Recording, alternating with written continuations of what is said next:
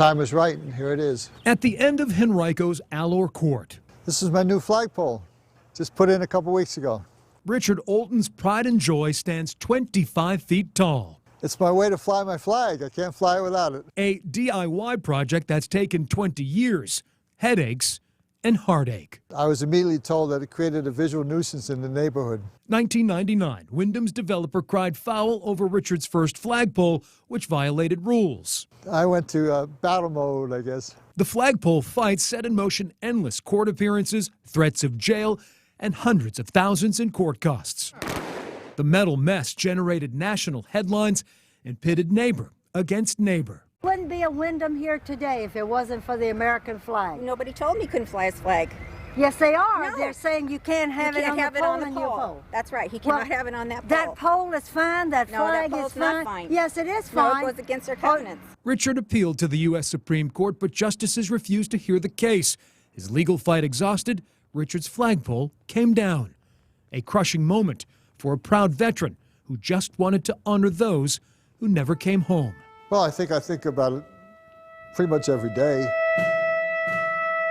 I did volunteer because I really felt like I was doing good. That was the reason why I was motivated. Motivation was just to do good. In 1967, a 21-year-old Richard was attached to the Marines in Vietnam. And my unit that I was with was the 1st Battalion, 9th Marines, which got nicknamed in Vietnam the Walking Dead because of its casualty rate. The combat medic witnessed horrors of war up close. Despite Richard's best efforts, casualties mounted. Especially when they're somewhat alert and asking to save them. Richard would help hundreds of Marines live. Dozens would not make it. So I brought a little bit of PTSD back with me from Vietnam. The unit experienced the worst casualty rate in the history of the Marine Corps. Mostly it's a profound sadness that I have. Richard left the battlefield, but the battlefield never really left him. I tear up a lot. I used to hide from them and wish they would go away, and now I welcome them. They'll always be there. They're always my brothers. I don't mind the memories now. It's just part of my life. I know this flag issue has really affected him all these years. So I just didn't want to give up. Richard and his wife Ava never intended to cause such a big flagpole fuss. A few months ago, Richard's fiasco would finally end. We're still pinching ourselves every day. You know what we did is we basically built relationships. We got to know each other, and we actually sat down and talked about it. Delegate and former Navy SEAL John McGuire approached the Wyndham Homeowners Association to reconsider Richard's wishes.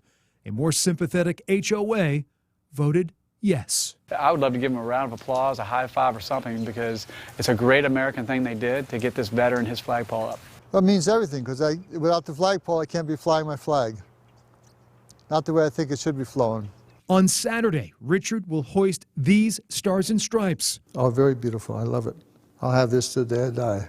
The same American flag that flew over his hilltop bunker decades ago and far away. Yeah, I was a witness to a lot. Flag was there with me through it all. The Oultons still in disbelief. It just means so much to me. I mean, it just deep in my heart. So much.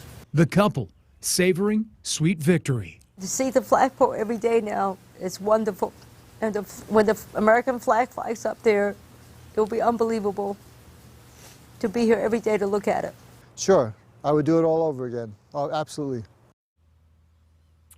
Man. It's called perseverance, right?